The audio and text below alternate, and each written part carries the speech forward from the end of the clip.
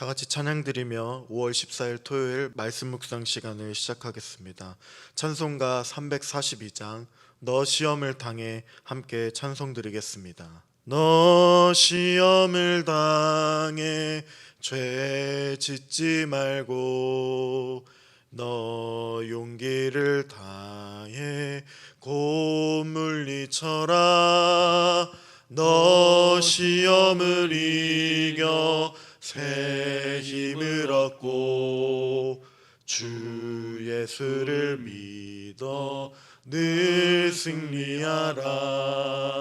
우리 구주의 힘과 그의 위로를 빌라. 주님 내 편에 서서 항상 도우시리. 내 친구를 삼가 잘 선택하고 너행을 삼가 늘 조심하라. 너 열심을 다해 늘 충성하고 온 정성을 다해 주 봉사하라. 우리 구주의 힘과 그의 위로를 빌라. 주님 내 편에 서서 항상 도우시리.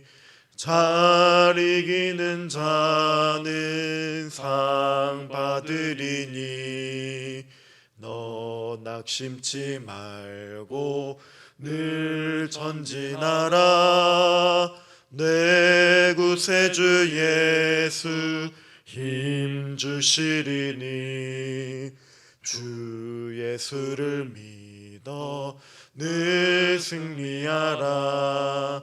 우리 구주의 힘과 그의 위로를 빌라. 주님 내 편에 서서 항상 도우시리. 살아계신 하나님, 주님의 은혜에 감사를 드립니다. 하나님의 크신 사랑, 변함없는 그 사랑으로 우리를 지켜주시고 붙잡아 주시는 은혜에 감사를 드립니다.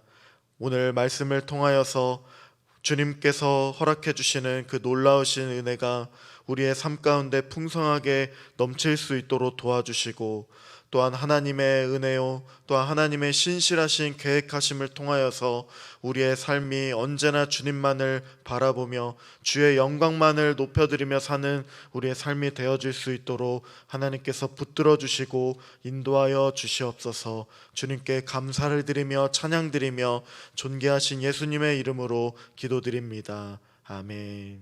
계속해서 묵상할 하나님의 말씀은 사무엘상 4장 1절부터 11절까지의 말씀입니다. 한 절씩 하나님의 말씀을 교독하겠습니다. 사무엘의 말이 온 이스라엘에 전파되니라. 이스라엘은 나가서 블레셋 사람들과 싸우려고 에베네셀 곁에 진치고 블레셋 사람들은 아벡에 진쳤더니 블레셋 사람들이 이스라엘에 대하여 전열을 벌이니라. 그 둘이 싸우다가 이스라엘이 블레셋 사람들 앞에서 패하여 그들에게 전쟁에서 죽임을 당한 군사가 4,000명 가량이라. 백성이 진영으로 돌아오매 이스라엘 장로들이 이르되 여호와께서 어찌하여 우리에게 오늘 블레셋 사람들 앞에 패하게 하셨는고 여호와의 언약궤를 실로에서 우리에게로 가져다가 우리 중에 있게 하여 그것으로 우리를 원수들의 손에서 구원하게 하자 하니.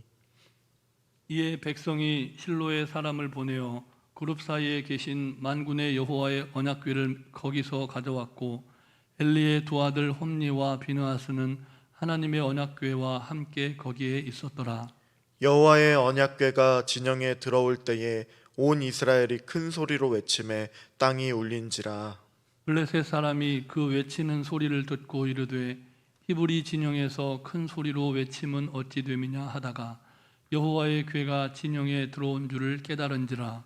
블레셋 사람이 두려워하여 이르되 신이 진영에 이르렀도다 하고 또 이르되 우리에게 화로다. 전날에는 이런 일이 없었도다. 우리에게 화로다. 누가 우리를 이 능한 신들의 손에서 건지리요. 그들은 광야에서 여러 가지 재앙으로 애굽인을 친 신들이니라. 너희 블레셋 사람들아 강하게 되며 대장부가 되라. 너희가 히브리 사람의 종이 되기를 그들이 너희의 종이 되었던 것 같이 되지 말고 대장부 같이 되어 싸우라 하고. 블레셋 사람들이 쳤더니 이스라엘이 패하여 각기 장막으로 도망하였고 살육이 심히 커서 이스라엘 보병에 엎드러진 자가 3만 명이었으며 하나님의 하나님의 괴는 빼앗겼고 엘리의 두 아들 홈니와 비느하스는 죽임을 당하였더라. 아멘. 오늘 본문에서는 사무엘의 말이 온 이스라엘에게 전파되어 영향을 미쳤다는 것을 우리에게 보여주고 있습니다. 사무엘이 민족의 지도자로 부상할 무렵에 지중해 해변 평야지대에 거주하던 블레셋이 이스라엘을 침공해 왔습니다. 블레셋 족속은 함의 손자 가술루 힘의 후손이었습니다. 이스라엘이 출애굽할 무렵에는 가나안 남쪽 지중해 연안에 정착해 살고 있었습니다. 이들은 인구의 증가와 함께 새로운 거주지를 찾고 있었습니다. 이들은 이스라엘이 거주하던 산간 지역을 노리고 또 이스라엘을 침공해 온 것입니다. 이에 이스라엘은 에벤에셀 곁에 진을 쳤고 블레셋은 아벡에 진을 쳤습니다. 아벡은 이스라엘의 땅이었습니다. 전황이 심상치 않게 되었습니다. 블레셋은 원래 가나안의 원주민이 아닙니다. 그들은 처음부터 가나안 남부 해변에 살던 족속이었습니다. 지중해 해안에 살던 도시 국가였습니다. 그 도시들이 하나의 연맹을 결성해서 국가를 이룬 것입니다. 그러면서 그들은 영토를 확장하기 위해서 이스라엘과도 늘 대립 관계에 있었습니다. 블레셋 사람들이 선제 공격을 하자 이스라엘 사람 4,000명가량이 전사했다고 합니다. 전쟁에서 패하자 이스라엘의 장로들이 탄식하면서 하나님을 원망했습니다. 여호와께서 어찌하여 우리에게 오늘 블레셋 사람 앞에 패하게 하셨느냐고 하나님을 원망했습니다. 이들은 자기들의 죄는 생각지 않았고 여호와께서 자기들과 늘 함께 하셔서 언제나 적을 물리쳐야 하는 것이 당연하다고 생각했던 것입니다. 오늘 본문 5절과 6절의 말씀을 한 절씩 교독하겠습니다.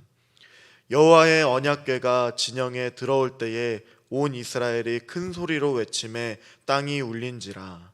블레셋 사람이 그 외치는 소리를 듣고 이르되 히브리 진영에서 큰 소리로 외침은 어찌 됨이냐 하다가 여호와의 궤가 진영에 들어온 줄을 깨달은지라.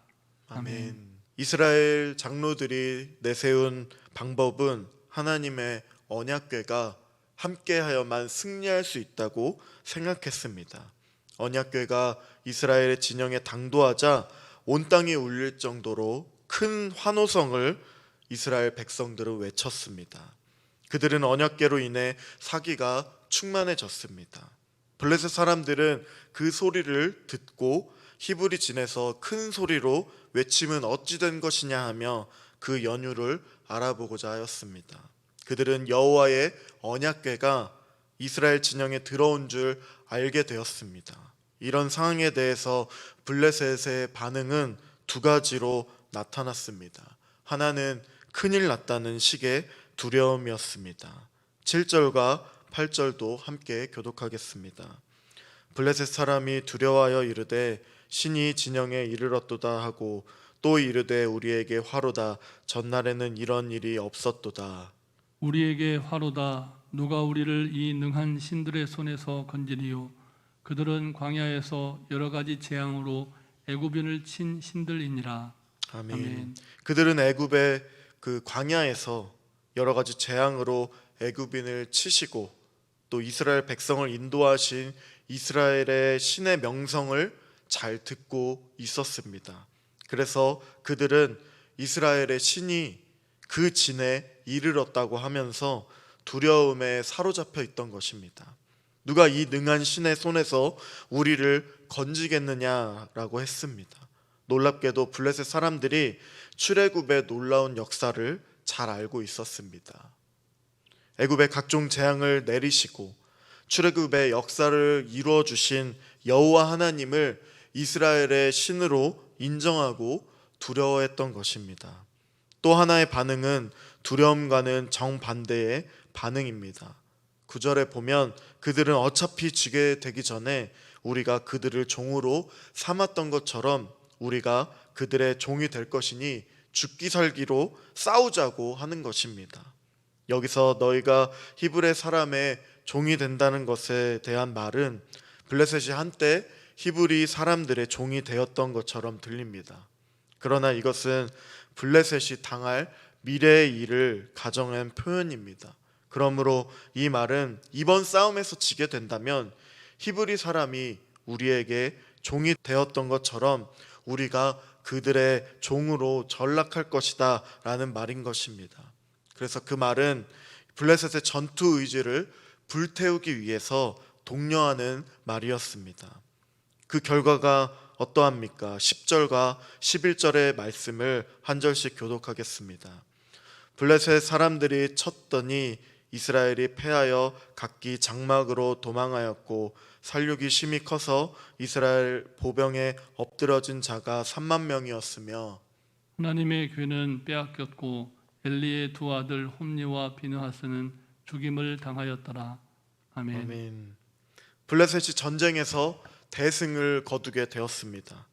이스라엘이 언약궤를 앞세우고 싸웠지만 결과는 참패를 당했습니다. 이스라엘이 패하여 각기 장막으로 도망치게 바빴고 사륙된 자만 보병이 3만 명이나 되었습니다. 뿐만 아니라 하나님의 언약궤는 블레셋에게 빼앗기게 되었습니다. 엘리의 두 아들 홈니와 비느하스도 죽임을 당하였습니다. 이로써 2장의 익명의 선지자와 3장의 사무엘이 엘리 집에 임할 하나님의 심판에 대한 예고가 그대로 성취되기 시작한 것을 우리가 볼 수가 있습니다. 홈니와 비느하스는 어리석게도 자신이 모세가 되는 양 하나님의 언약궤를 진 가운데 모셔가며 전쟁을 하였습니다. 그 결과는 도리어 참패를 당하고 죽임을 당한 것입니다. 그들은 거룩하신 하나님을 만홀히 여겼습니다. 거룩하신 하나님은 인간들의 필요나 그런 소용의 필요에 따라 운반되는 동원되는 실용적인 도구나 수단으로서 간주되어서는 안 된다는 것입니다. 그들은 이 사실을 알지를 못했습니다. 하나님의 언약궤는 전쟁의 승리를 위한 기계적으로 보장되는 실용적인 도구가 아닙니다. 하나님의 말씀에 순종하는 신실한 백성에게는 하나님의 거룩한 현존을 아낌없이 나타내시는 도구이지만 하나님의 말씀에 불순종하는 자들에게는 하나님의 거룩한 현존을 감추셨습니다.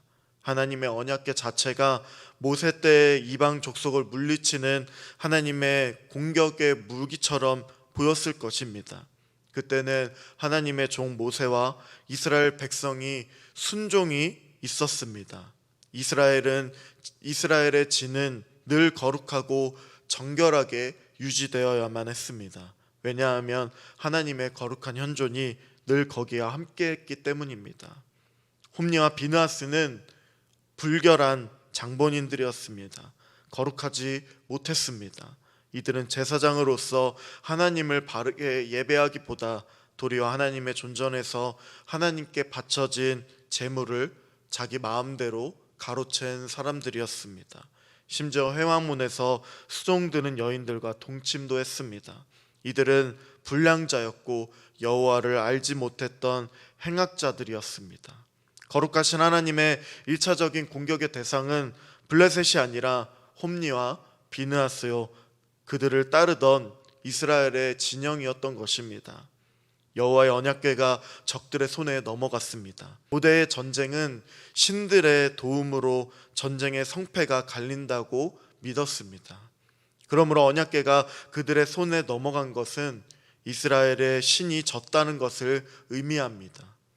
이로 인해 여호와의 이름이 모독을 받았습니다. 그럼에도 불구하고 이 일을 일어나게 하신 여호와 하나님께서 엘리 집안을 심판하셔서 이스라엘을 심판하시기 위함임을 나타내 주셨습니다. 여호와 하나님은 무조건 이스라엘의 편이 아니라 자기 이름의 영광을 위해서 일하시는 하나님이심을 보여주고 계십니다. 자기 이름이 모독받을지라도 여호와 하나님이 주술적이거나 미신적인 하나님이 아니라 언약하신 대로 일하시는 하나님이심을 보여주는 것입니다. 하나님은 당신의 백성들에게 자신을 완전히 내려놓으셨습니다. 우리는 하나님이 전쟁에 패하게 하시더라도 언약궤까지 적들에게 빼앗기게 하신 것이 너무한 게 아니신가 라고 생각할 수 있습니다. 고대시대 전쟁은 신들의 전쟁이기 때문에 우리의 신과 적들의 신의 전쟁이라고 보는 것이 당연했습니다. 모두 자기의 신의 이름을 걸고 싸웠습니다. 전쟁에서 이기면 자신의 신이 이겼다고 생각했습니다. 블레셋도 마찬가지였고 이스라엘의 군대의 언약궤를 빼앗아 그들의 다곤 신전 안에 감금함으로써 완벽한 다곤 신의 승리로 받아들였습니다. 하나님은 왜 도대체 그렇게까지 하셨을까요? 하나님은 얼마든지 그런 극단적인 비극을 막을 수 있었을 텐데 말입니다. 사실 나중에는 그 언약궤가 스스로 이스라엘로 돌아오게 되는데 이스라엘이 언약궤를 찾아온 것이 아니라 블레셋이 그 언약궤를 감당하지 못해서 반납하게 됩니다. 그런데 왜 하나님은 전쟁에서 패하게까지 하시고 언약궤마저 블레셋에게 빼앗기게 하셨을까요? 그런 전무후무한 사건을 통해 이스라엘이 많은 것을 깨닫게 하려는 이유가 있습니다. 그런 충격적인 패배와 당시 다시 없을 그런 참패를 통해서 이스라엘이 다시금 깨닫고 또 당신 스스로 적에게 포로가 되는 비극도 하나님께서는 감수를 하신 것입니다. 완전히 자신을 비우시고 바닥으로 스스로 내려앉으신 것입니다. 무엇이 문제고 무엇이 잘못됐고 어떤 허물과 죄 때문에 우리가 이렇게 하나님마저도 적에게 빼앗기고 풍비박산의 직면했는가를 뼈저리게 돌아볼 수 있도록 다시금 이스라엘이 하나님께 회개하고 자복하게 돌아오게 하시려고 하나님께서는 그런 비참하고 처절한 결정까지도 하셨다는 것입니다. 마치 하나님의 아들 성자 하나님이신 예수님께서 십자가에 죽임을 당하기까지 하신 것처럼 말입니다. 그렇게까지 하셨던 하나님께서는 이스라엘 백성들로 하여금 스스로 자신들을 돌아보게 하셨습니다. 그렇게 하지 않고서는 새로운 출발이 일어나지 않았습니다. 이스라엘의 참혹한 패전과 실패에는 하나님의 깊은 뜻이 담겨 있고 그러한 뜻을 오늘 하루도 모든 성도님들이 묵상하고 오늘 하루도 그 승리 가운데 거하는 성도님들 되시기를 기도합니다. 함께 기도하겠습니다. 오늘 하나님의 말씀을 기억하면서 하나님께서 행하셨던 이러한 일들로 인해서 다시 우리가 돌이키게 하고 회개하게 하고 자복하고 다시 그 하나님을 찾을 수 있도록 인도하여 주신 하나님, 처절한 환경에까지도 만들어 놓으실 하나님을 그 은혜를 기억하는 우리가 되어질 수 있도록 도와주시옵소서. 또한 우리 교회를 붙잡아 주시고 교육관 건축과 다음 세대 다시금 새롭게 시작하는 우리의 교회가 되어질 수 있도록 도와주셔서 팬데믹 상황 가운데서도 하나님을 의지하며 모이기를 힘쓰며 이런 상황 가운데 하나님의 뜻을 분별하는 우리 교회 모든 성도님이 되어질 수 있도록 함께 합심하여 기도하며 나아가겠습니다. 살아계신 하나님, 주님의 은혜에 감사를 드립니다. 하나님의 놀라운 은혜를 통하여서 우리가 살아갈 수 있도록 도와주시고 주님의 그 붙드심 가운데 나아가는 우리의 삶이 되어질 수 있도록 도와주시옵소서. 하나님의 놀라우신 돌보심이 하나님 이스라엘에게 있음을 고백합니다. 당시에는 하나님 전쟁에서 패배로 인하여 많은 사람들의 죽임을 당하였고 고통 가운데 있다 했지만 그럼에도 불구하고 하나님께서 세례를 행하여 주시고 하나님의 놀라우신 은혜 가운데 나아갈 수 있도록 살아계신 하나님, 주님의 은혜에 감사를 드립니다. 함께하여 주시는 그 놀라우신 은혜를 기억하며 깨닫는 하나님, 이 하루가 되어질 수 있도록 도와주시옵소서. 어려움 가운데 어떤 것이 문제고 잘못되었고 허물과 죄 때문에 하나님의 그 결정이 비참하고 처절한 결정까지도 하여 주신 것을 사무엘상의 말씀으로 우리를 알게 하여 주셨습니다.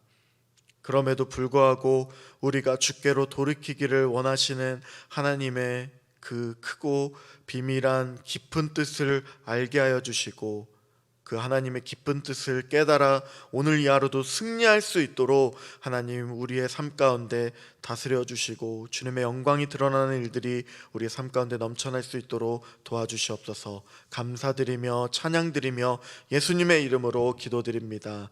아멘. 하늘에 계신 우리 아버지, 아버지의 이름을 거룩하게 하시며 아버지의 나라가 오게 하시며 아버지의 뜻이 하늘에서와 같이 땅에서도 이루어지게 하소서. 오늘 우리에게 일용할 양식을 주시고 우리가 우리에게 잘못한 사람을 용서하여 준 것 같이 우리 죄를 용서하여 주시고 우리를 시험에 빠지지 않게 하시고 악에서 구하소서. 나라와 권능과 영광이 영원히 아버지의 것입니다. 아멘.